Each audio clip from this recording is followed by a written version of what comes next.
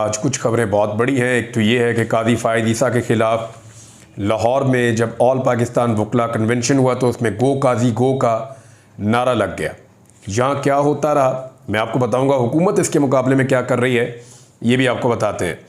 अयाज सादिक साहब जो स्पीकर कौमी असम्बली हैं, उन्होंने इलेक्शन कमीशन ऑफ पाकिस्तान को एक ख़त लिखकर सुप्रीम कोर्ट ऑफ पाकिस्तान के फ़ैसले पर अमल दरामद से रोक दिया है।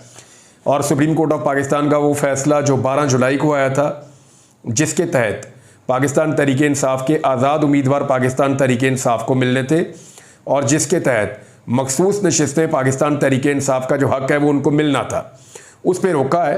ये क्यों किया उन्होंने और इसके पीछे क्या है? इलेक्शन कमीशन ने तीसरी मरतबा इजलास किया, फिर भी कोई फ़ैसला नहीं कर सके। इलेक्शन कमीशन में जो है दरखास्तें भी दायर कर रहे हैं PMLN के लोग के जनाब मखसूस नशिस्तें हमें दी जाएँ। हालांकि सुप्रीम कोर्ट ऑफ पाकिस्तान इसका फ़ैसला कर चुकी है। सुप्रीम कोर्ट में प्रैक्टिस एंड प्रोसीजर एक्ट ये पहले भी यही हुकूमत लेकर आई थी और ये जब आया था तो इसके पीछे मकसद क्या था? अब दोबारा इसके ऊपर एक ऑर्डिनेंस लाने की तैयारी की जा रही है।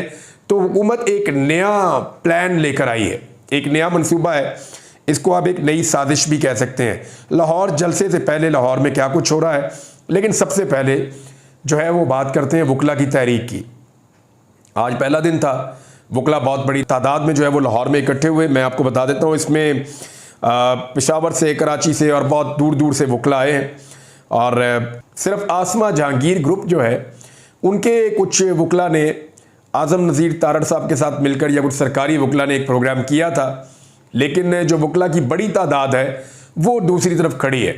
और आसमा जहांगीर ग्रुप के वकला ने जिस तरीके से अपने ग्रुप को सरेंडर किया, जिस तरीके से उन्होंने आसमा जहांगीर साहिबा का जो नज़रिया था उसको सरेंडर किया, तो उसके बाद अब सिचुएशन ऐसी है कि उनके लिए अगली मरतबा पाकिस्तान में बार कौंसल्स के इंतखाबात जीतना मुमकिन दिखाई नहीं दे रहा। अब बलूचिस्तान हाई कोर्ट बार वहाँ पे आई, बलूचिस्तान बार कौंसल आई, Peshawar high court bar, Karachi high court bar, Multan high court bar, Pakistan बार कौंसल के 6 मेंबरान, पंजाब बार कौंसल के अरकान और सुप्रीम कोर्ट बार के 2 अफराद भी इसमें शामिल थे। जो बड़े वकील इसमें शामिल थे उनमें हामिद खान, हैदर इमाम रिजवी, सलमान अकरम राजा, अली जफ़र, आबिद ज़ुबैरी, रबिया बाजुआ, मुनीर काकड़ साहब, असद मंजूर भट्ट साहब हैं, चौधरी इश्तियाक साहब हैं, आबिद साकी साहब और अहमद अली कुर साहब। ये लोगों का ताल्लुक जो है वो आसमा जहांगीर ग्रुप से है। यानी सिर्फ वो वकला नहीं थे जिनका ताल्लुक हामिद खान ग्रुप से है या जो थोड़ा सा पाकिस्तान तहरीक इंसाफ के प्रो चलते हैं, बल्कि हुआ ये कि जितने वकला आइन और कानून के साथ खड़े होना चाहते हैं वो वकला अब एक ग्रुप बंदी से निकलकर कि जी ठीक है, एक आसमा जहांगीर ग्रुप है, वो इलेक्शन आएगा तो देखेंगे, एक हामिद खान ग्रुप है, जब इलेक्शन आएगा तो देखेंगे। एक्चुअली ये टाइम है अदलिया को बचाने का और अदलिया की आज़ादी और उसकी बहाली का। जब पहले भी अदलिया की बहाली के लिए एक तहरीक चली थी तो उस तहरीक में वकला के जितने ग्रुप्स थे वो सारे इकट्ठे होकर शामिल हो गए थे और अब भी सिचुएशन वैसी ही लग रही है मुखालफत के बावजूद। लेकिन फिर भी आज़म नज़ीर तारड़ साहब ने या एहसन भून साहब ने, इन लोगों ने अपनी जो वकला की एक ताकत उनके पास है, क्योंकि सरकार की एक ताकत उनके पास है, वो बहुत सारा ओब्लाइज कर सकते हैं। ऐसे इल्ज़ामात लगाए भी जा रहे हैं। शहबाज गिल साहब ने कहा कि बहुत ओब्लाइज कर रहे हैं, बहुत सारे लोगों को एडजस्ट किया गया है और सरकारी वकील बनाए जा रहे हैं और बहुत सारे इनके पास फंड्स भी हैं, बहुत सारे इख्तियारात भी हैं, तो उनकी वजह से ये कंट्रोल कर रहे हैं। लेकिन ये अगली मरतबा मैं जिससे भी बात कर रहा हूँ वो ये कह रहे हैं कि आसमा जहांगीर ग्रुप के लिए इलेक्शन जीतना मुश्किल हो जाएगा। गो काजी गो का नारा लग गया। वकला ने एक तो ये कहा कि आइन के अंदर हम किसी किस्म का खिलवाड़ नहीं होने देंगे, जो आइन की बुनियादी रूह है उसको ख़राब नहीं होने देंगे और आइन से मुतसादम कोई तरमीम हम नहीं होने देंगे, हम किसी तरमीम को नहीं मानेंगे। वकला ने साफ कहा कि 2 चीफ जस्टिस नहीं होंगे, कोई आईनी अदालत नहीं होगी, एक ही चीफ जस्टिस होगा और वो जस्टिस मंसूर अली शाह होंगे 26 अक्टूबर और उसके बाद से जस्टिस मंसूर अली शाह साहब चीफ जस्टिस होंगे और कोई आईनी अदालत ना बनानी है ना उसकी ज़रूरत है। हाँ, ये हो सकता है कि बेंच बन जाए और वो बेंच जो है वो आईनी मुकदमात सुना करे, आईनी मामला सुना करे। एक अदालत की जो कमेटी है सीनियर जजेस की, वो एक बेंच खुद भी बना सकते हैं। हुकूमत उनके साथ इसके ऊपर गुफ्तो शनीद कर सकती है थ्रू अपने अटॉर्नी जनरल के। तो गो काजी गो का नारा लग गया। कादी साहब जो है वो पाकिस्तान के पहले चीफ जस्टिस हैं जो 1 साल पहले वकला के दिलों की आवाज़ थे। 1 साल पहले कादी साहब के हक में वकला खड़े थे। 1 साल पहले वकला ये कह रहे थे कि काजी साहब के साथ ज़्यादती हो रही है। जब काजी साहब के ऊपर एक रेफरेंस आया तो वकला तंजीमें और उनके साथी उनके साथ चट्टान बनकर खड़े हो गए। लेकिन अपनी 1 साल कारकर्दगी में काजी साहब ने ऐसा कर दिया कि उनके अपने साथ वकालत करने वाले वकला भी आज उनके साथ नहीं खड़े, बल्कि काजी साहब ने ऐसा कर दिया कि पहली मरतबा किसी ऐसे चीफ जस्टिस को जो आईनी तौर पे चीफ जस्टिस बना हो, उसके खिलाफ गो काजी गो का नारा लग गया और ये नारों से लाहौर गूंज रहा था। वकला ने बड़े जोश और जज्बे के साथ वहाँ पे तकारीर की हैं। अब उनका ये कहना है कि अगले मरहले में वो जा रहे हैं पेशावर। वकला की तहरीक का जो अगला पड़ाव है वो पेशावर में है। वो वहाँ पे अगली कॉन्फ्रेंस करेंगे, उसके बाद वो कराची जाएंगे और देन फाइनली फिर वो एंड में इस्लामाबाद जाएंगे और सुप्रीम कोर्ट ऑफ पाकिस्तान की तरफ जाएंगे। अगर हज़ारों वकला सुप्रीम कोर्ट ऑफ पाकिस्तान ना पहुँचे तो फवाद चौधरी साहब ने ये कहा कि अगर वकला हज़ारों की तादाद में नहीं जाते तो ये रास्ता रोकना मुश्किल हो जाएगा। ये कुछ ना कुछ करके ऐसी आईनी तरमीम करेंगे। पाकिस्तान तहरीक इंसाफ से अपने बंदे काबू नहीं आ रहे, हालांकि बंदे लिख लिख के दे रहे हैं, लेकिन इनको जब तक कानूनी तौर पे बाउंड नहीं किया जाता, जब तक कि ये बंदे कानूनी तौर पे बाउंड नहीं हो जाते, जब तक कि इनका वोट देने का हक इनसे छीन नहीं लिया जाता, पाकिस्तान तहरीक इंसाफ सिक्योर नहीं होगी। वजह यह है कि हुकूमत के पास जो मेंबर्स हैं वो 212 हैं। उनमें 2 मेंबर जो हैं वो पाकिस्तान तहरीक इंसाफ के हैं, जिनमें एक चौधरी इलियास गुजरात से। ये आदमी मुझे धमकियों वाले मैसेजेस भी करवा रहा है, टेलीफोन भी करवा रहा है, तो ठीक है करवाता रहे, इससे पहले भी बड़े देखे हैं, एक और सही। तो बहरहाल ये जो चौधरी इलियास है ये तो काफ लीग को ज्वाइन कर चुका है और आदिल बारजोई जो है बलूचिस्तान में वो नून लीग को ज्वाइन कर चुका है। और इन दोनों लोगों ने बयान अल्फी लिख कर दिया था और बयान अल्फी लिख कर दिया और एक को नून लीग में डाल दिया और एक को काफ लीग में डाल दिया। ये 2 वोट अगर हुकूमत के गिने जाए तो 214 बनते हैं। इन 2 बंदों को बार बार पाकिस्तान तहरीक इंसाफ कह रही है कि भाई आप चल के जाकर किसी अदालत में खड़े होकर जो हम आपको कह रहे हैं हमारी डायरेक्शन के मुताबिक चले और जाकर जान छुड़ाएं। आप बताएं कि आप काफ लीग के मेंबर नहीं हैं। अगर ये आदमी काफ लीग से निकलता है तो काफ लीग की एक मखसूस नशिस्त भी निकल जाती है, तो हुकूमत की 1 नहीं 2 सीटें जाती हैं। इस तरीके से हुकूमत 2 सीटों से हाथ धो बैठेगी अगर ये आदमी वापस आ जाता है चौधरी इलियास, क्योंकि इसकी वजह से एक खातून की नशिस्त भी काफ लीग को मिली हुई है। तो काफ लीग की 5 सीटों से कम होकर 3 रह जाती है अगर ये बंदा निकल जाता है। तो आदिल बारजई जो है वो वहां से निकलेगा, तो इस तरह 1 सीट जो है वो यहां पे बढ़ जाएगी मखसूस पाकिस्तान तहरीक इंसाफ के लिए। ये बड़ी इंटरेस्टिंग सिचुएशन है। 2 बंदे तो ये हैं, बाकी जो है वो आपको पता है रियाज फतेहाना साहब हैं, वो बिल्कुल आज़ाद हैसियत में जिसको मर्जी वोट डाल सकते हैं। इसके अंदर जो है वो एक है क्या नाम है ब्रिगेडियर असलम घुमन साहब हैं, वो भी जिसको मर्जी वोट डाल सकते हैं। असलम घुमन साहब के बाद जो औरंगजेब किची साहब हैं वो भी किसी को भी वोट डाल सकते हैं। फिर एक उस्मान चौधरी उस्मान साहब हैं साहिवाल से, वो भी किसी को भी वोट डाल सकते हैं। तो 4 बंदे तो ये हो गए। एक जो है मुबारक ज़ेब है, मुबारक ज़ेब को इन्होंने कंट्रोल कर लिया है और वो इनके काबू में है और मुबारक ज़ेब के साथ जो भी उसके मुतालबात थे वो खैबर पख्तूनख्वा हुकूमत ने पूरे किए हैं, तो उसके बाद वो तो कंट्रोल में। अब पाकिस्तान तहरीक इंसाफ अपने बंदों को अभी तक, मैं आपको क्लियरली बता रहा हूँ, ये जो मर्जी कहते रहे खड़े होकर, जो मर्जी स्टेटमेंट्स देते रहे, मैं आपको बता रहा हूं कि अभी तक ये पाकिस्तान तहरीक इंसाफ के हाथ पांव फूले हुए थे। इनके बंदे सवाए एक मुबारक ज़ेब के कोई इनके कंट्रोल में नहीं आया था। ये बंदों की फैमिलीज को लेकर आए, ब्रिगेडियर असलम घुमन के भाई को लेकर आए, उन्हें कहा जी आप पटिशन डालें उनकी बादयाबी के लिए, उन्होंने डाली, लेकिन ब्रिगेडियर साहब इनके कंट्रोल में नहीं आए उस वक्त तक जब तक के मौलाना साहब ने तरमीम को मुस्तरद नहीं कर दिया। मौलाना साहब अगर आसरा ना करवाते तो पाकिस्तान तहरीक इंसाफ को ऐसा सरप्राइज मिलता कौमी असम्बली में कि इनको लग पता जाता। इनके कंट्रोल में नहीं है। मैं दोबारा कह रहा हूं, जितने चक्कर इन्होंने मौलाना साहब के घर के लगाए हैं, इतनी मेहनत ये अपने बंदों पे कर लेते तो मौलाना साहब के घर एक दफा भी ना जाना पड़ता। लेकिन मौलाना साहब की मेहरबानी है कि उन्होंने पाकिस्तान तहरीक इंसाफ की बात को समझा और आम आदमी के जज्बात को समझा और उन्होंने उस तरमीम के अंदर हिस्सा नहीं डाला। वैसे मौलाना साहब अभी क्या कह रहे हैं वो भी मैं आपको बता देता हूँ। मौलाना साहब फरमा रहे हैं हमने यकसर मुस्तरद कर दिया है इस तरमीम को और हम इसके साथ बिल्कुल नहीं जाएंगे। मैं आपको पढ़ के बता देता हूँ मौलाना साहब के जो स्टेटमेंट्स हैं। एक तो उन्होंने कहा हमने हुकूमत का मुसवदा मुकम्मल तौर पे मुस्तरद कर दिया है।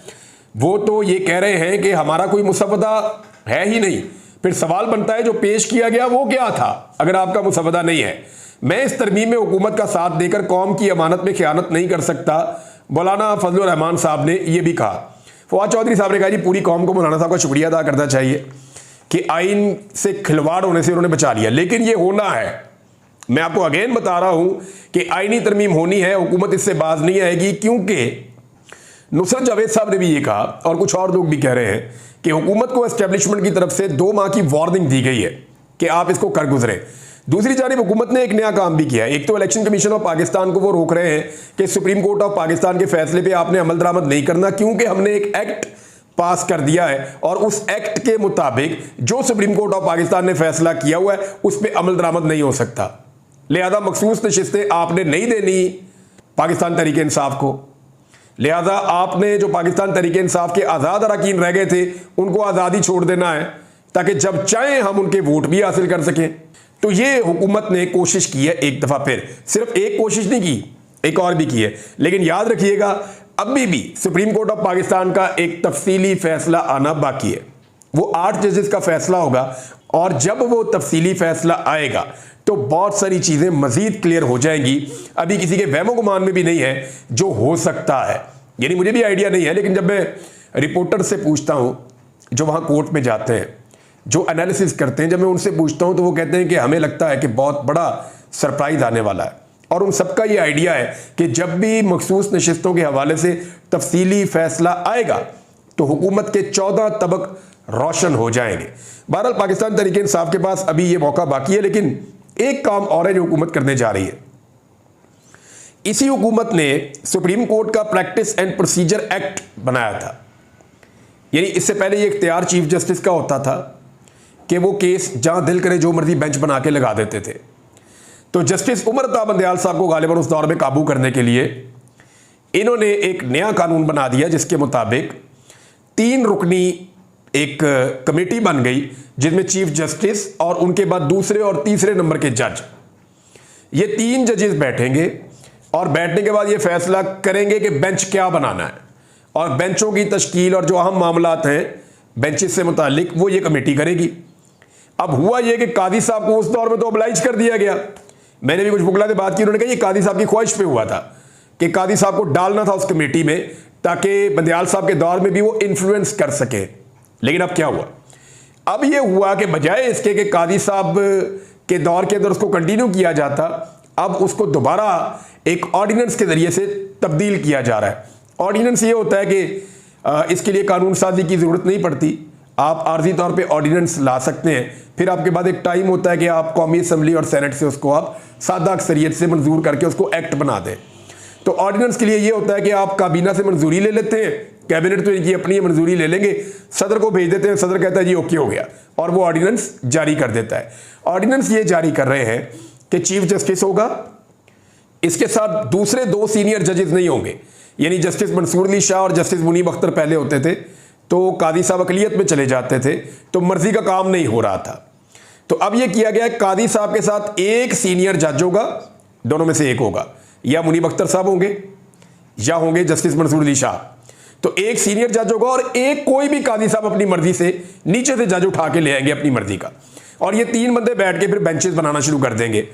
तो मैंने वकला से बात की, मैंने कहा ये होने क्या चाह रहा है। उन्होंने कहा जी कुछ केसेस ऐसे हैं जो सुप्रीम कोर्ट ऑफ पाकिस्तान में आने लगे, हुकूमत को इस बात का आइडिया है और अब कोशिश ये की जा रही है कि प्रैक्टिस एंड प्रोसीजर जो एक्ट है उसके अंदर एक तब्दीली की जाए और एक ऑर्डिनेंस जारी करवाया जाए, ताकि वो जो कमेटी है 3 जजेस की, वो इस तरह की कमेटी बन जाए कि बेंचेस हुकूमत अपनी मर्जी के लगवा सके। ये मुबैना तौर पे सारी गेम है कि हुकूमत को क्या जरूरत पड़ी है कि एक आपने अभी एक्ट बनाया है, दोबारा आप उसके ऊपर ये ऑर्डिनेंस लेकर आ रहे हैं। वजह क्या है? वजह बड़ी सादी है कि ये हुकूमत जानती है कि कुछ केसेस अब सुप्रीम कोर्ट ऑफ पाकिस्तान में आएंगे। यानी इमरान खान साहब से आज मुलाकात करने के लिए लोग गए तो सियासतदानों को उन्होंने नहीं मिलने दिया। वजह यह है कि लाहौर का जलसा आ रहा है, इमरान खान साहब कोई गाइडेंस ना दे दें, तो उन्होंने इमरान खान साहब से सियासतदानों की मुलाकात आज रोक दी। लेकिन अजहर सिद्दीक साहब के पास इस्लामाबाद हाईकोर्ट का ऑर्डर था, वो गए जाके वो बुशरा बीबी से भी मिले, इमरान खान साहब से भी मिले। तो जब उन्होंने मुलाकात की तो इमरान खान साहब को जब उन्होंने बताया कि सुप्रीम कोर्ट ऑफ पाकिस्तान में इसको चैलेंज किया गया है, ये जो आईनी तरमीम आ रही है, तो इमरान खान साहब ने कहा बिल्कुल इसको सब चैलेंज करें और इसके ऊपर मुकदमा लड़ें और इस आईनी तरमीम को हर हाल में रोकें, क्योंकि ये दोबारा करेंगे। इमरान खान साहब को ये लगता है कि दोबारा करेंगे, लेकिन फिलहाल सुप्रीम कोर्ट में रजिस्ट्रार साहब ने इसके ऊपर एतराज़ लगा के वापस कर दिया है। लेकिन फिर ये दोबारा अपील लग जाएगी और अल्टीमेटली ये केस, जो वुकला है उनका ये कहना है कि ये केस ज़रूर लगेगा सुप्रीम कोर्ट में, जबकि सुप्रीम कोर्ट ये कह रही है कि जनाब इसलिए ये नहीं लग सकता कि अभी तो तरमीम पेश ही नहीं की गई। भाई वो जिस तरीके से पेश कर रहे थे उन्होंने पेश करते ही पास करवा लेनी है, वो सिर्फ नंबर पूरे कर रहे थे। ये वो बहस मुबाहिसे वाली तरमीम नहीं है कि पहले आएगी, फिर पढ़ेंगे, फिर बहस होगी, फिर एक एक शिक के ऊपर बात होगी, फिर तरामीम उसके अंदर दोबारा होंगी, फिर जो चीज़ें अच्छी है वो रह जाएंगी, जो बुरी है वो निकल, ऐसे नहीं होना। ये पूरी तरमीम का पुलंदा आना है ऐसे करके और टक करके नंबर पूरे करने, स्पीकर ने कहना आईनी तरमीम पास, फिर उसके बाद ये सेनेट में जाएगी, वहां पे उन्होंने कहना जी आईनी तरमीम पास, उसके बाद सदर के पास जाएगी, उन्होंने नोटिफाई करके ये 24 घंटे के अंदर पूरी कार्रवाई हो जानी है। तो सुप्रीम कोर्ट ऑफ पाकिस्तान को इस मामले को एक स्पेशल केस के तौर पे देखना पड़ेगा। अब क्योंकि सुप्रीम कोर्ट में कुछ बड़े इंपॉर्टेंट केसेस जा रहे हैं, लिहाजा ये प्रैक्टिस एंड प्रोसीजर एक्ट जो है इसके अंदर एक तरमीम करने के लिए एक ऑर्डिनेंस लाया जा रहा है। हालांकि इसी हुकूमत ने यह बनाया था और यही हुकूमत इसको तब्दील कर रही है, यानी कल वो फायदे में था तो ये कर लो, आज ये फायदे में तो आज ये कर लो।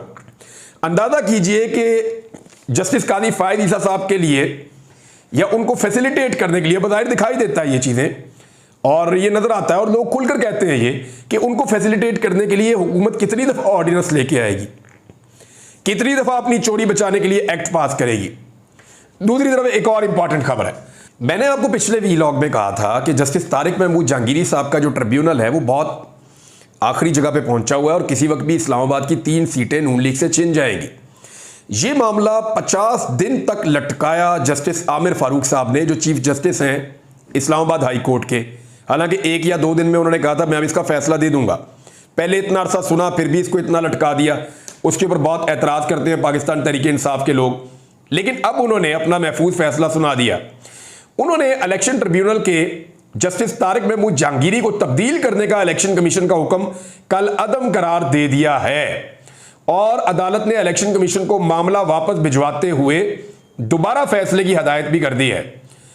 यानी वो कह रहे हैं तहरीरी फैसला बाद में जारी किया जाएगा, लेकिन मामला ये है कि अगर आपने कह ही दिया कि आपका ये फैसला गलत है जस्टिस तारिक महमूद जहांगीरी को हटाने का, तो फिर आप फैसला दे देते कि तारिक महमूद जहांगीरी साहब केस सुनेंगे और वो केस सुनना शुरू कर देते।